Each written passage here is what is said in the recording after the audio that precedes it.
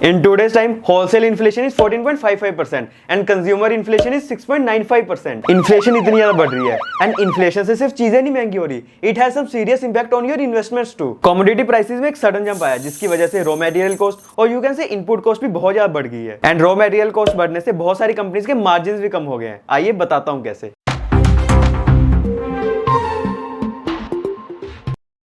मान लो कोई T shirt बनाने वाली कंपनी है एंड उसकी पहले एक टी शर्ट बनाने में कॉस्ट आती थी 200 रुपीज एंड उसको वो 400 रुपीज में बेचती थी। मींस उस टाइम उसके मार्जिन थे 50%। बट अब कमोडिटी प्राइसेस इंक्रीज होने के कारण टी शर्ट्स बनाने में जो कपड़ा यूज होता था उसकी भी कॉस्ट बढ़ गई है एंड उसकी अब एक टी शर्ट बनाने में मैन्युफैक्चरिंग कॉस्ट बढ़कर 200 रुपीज की जगह 250 रुपीज हो गई है एंड वो अभी भी टी शर्ट्स मान लो 400 रुपीज में सेल कर रही है, तो उसके मार्जिन हुए 37.5%, विच क्लियरली शोज कि कमोडिटी प्राइसेस इंक्रीज होने के कारण कंपनीज के मार्जिन भी कम हो रहे हैं एंड उनकी अर्निंग्स भी कम हो रही हैं। On the screen you can clearly see कि क्वार्टर बाय क्वार्टर कंपनीज की इनपुट कॉस्ट बढ़ रही है। फाइनेंशियल ईयर 2020 के थर्ड क्वार्टर में raw material cost to sales ratio थी 35.6%, जो फोर्थ क्वार्टर में बढ़कर हो गई थी 37% and then it all the ways goes up to 38%, then 38.2% and then in the third quarter of financial year 2021 ये रेशियो बढ़कर 39.4% हो गई थी। मॉडरेट इन्फ्लेशन एक अच्छी चीज होती है कंपनीज के लिए क्योंकि कंपनीज अपने प्रोडक्ट्स के प्राइसेस को इंक्रीज करती है जिससे उनकी सेल्स बढ़ती है एंड जिससे उनके प्रॉफिट्स भी बढ़ते हैं। बट जब इन्फ्लेशन बहुत ही ज्यादा बढ़ जाती है तब मार्केट अच्छा परफॉर्म नहीं करती। पास्ट डेटा से प्रूव करता हूं। In the 4-year period from Jan 2010 to December 2013 when inflation was very high and crossed 12% and उस टाइम निफ्टी 50 ने बस 5% के CAGR रिटर्न्स दिए। इससे आप अनुमान लगा सकते हो कि हाई इन्फ्लेशन के टाइम स्टॉक मार्केट अच्छा परफॉर्म नहीं करता। On the screen you can see the chart of consumer inflation and wholesale inflation from Jan 2021 to March 2022। In Jan 2021 wholesale inflation थी 2.51% एंड अभी बढ़कर वो हो गई है 6.95%।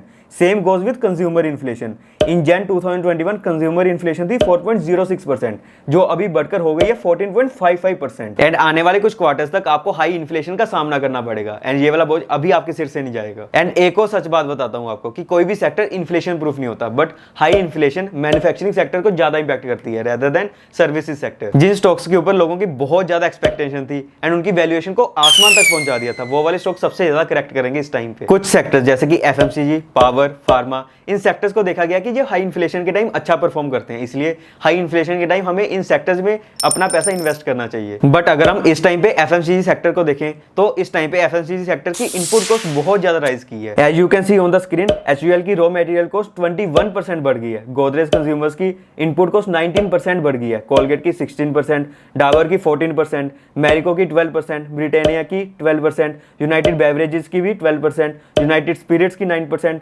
नेस्ले की 8% एंड जुबिलेंट फूड्स की 6%। एंड इस हार्ड टाइम में सिर्फ वही कंपनीज अच्छे रिजल्ट्स दे पाएंगी जो कि इस high inflation raw material cost को आगे कंज्यूमर्स तक पास कर सके या फिर जिनके पास प्राइसिंग पावर हो। पावर कंपनीज अपनी हाई इनपुट कॉस्ट को आगे कंज्यूमर्स तक पास कर सकती है, लेकिन अगर हम बाकी के सेक्टर्स की बात करें तो अभी बाकी के सेक्टर्स में थोड़ा डाउटफुल है। फॉर एग्जाम्पल कोई बिस्किट्स बनाने वाली कंपनीज को ले लो।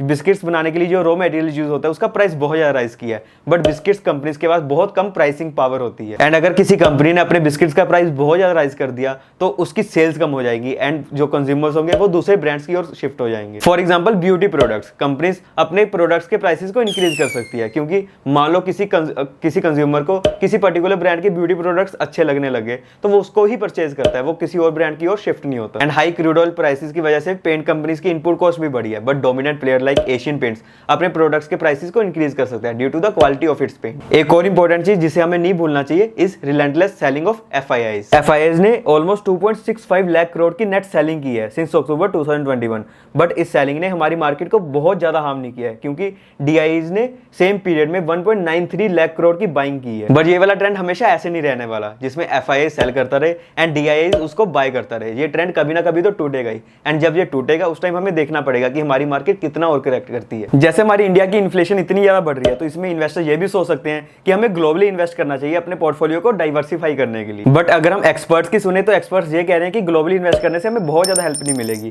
क्योंकि ग्लोबली भी इन्फ्लेशन बहुत ज्यादा बढ़ रही है एंड इकोनॉमी स्लो डाउन हो रही है। From April 2020 to Jan 2022 US stock market की डायरेक्शन अपवर्ड ही रही है, बट अब यूएस ने स्टिमुलस देना बंद कर दिया है एंड यूएस फेड भी रेट्स को हाइक कर रही है जिसकी वजह से यूएस की मार्केट भी करेक्ट कर सकती है इंडियन मार्केट की तरह। वापस इंडिया पे आते हैं। हाई इन्फ्लेशन के कारण कारण आरबीआई भी अपने रेट्स को हाई कर रही है, जिसकी वजह से बॉन्ड यील्ड्स इंपैक्ट होगी एंड अपना स्टॉक मार्केट भी इंपैक्ट होगा। एंड एक्सपर्ट्स के द्वारा ये एक्सपेक्ट किया जा रहा है कि आरबीआई भी अपने रेट्स को हाई करेगी और 25 basis points in this year. And ये एक्सपेक्ट किया जा रहा है कि अगर क्रूड ऑयल के प्राइसेस भी हाई रहते हैं तो आरबीआई 4 टाइम्स अपने रेट्स को हाई कर सकता है, which is bad for the Indian stock market. Moreover Indian companies की इंटरेस्ट कवरेज रेशियो भी डिक्लाइनिंग मोड पे है, जो कि एक बहुत बुरा साइन है इंडियन कंपनीज के लिए, स्पेशली जिनके पास बहुत ज्यादा डेट है। सो ये सब चीजों को देखकर यही कंक्लूजन निकलता है कि don't rush to invest in the market. And आने वाले टाइम में इंडियन स्टॉक मार्केट बहुत ज्यादा वॉलेटाइल रहेगी, इसलिए अगर आपके पास लमसम मनी है एंड उसको इन्वेस्ट करना चाहते हो तो उसको आप एक ही दम से ना करो, उसको आप धीरे धीरे करके करो फॉर नेक्स्ट 3 to 4 मंथ। एक साथ इन्वेस्ट करने का कोई मतलब नहीं है, क्योंकि मार्केट के पास कोई रीजन नहीं है एकदम से ऊपर जाने का। So that's all from my side.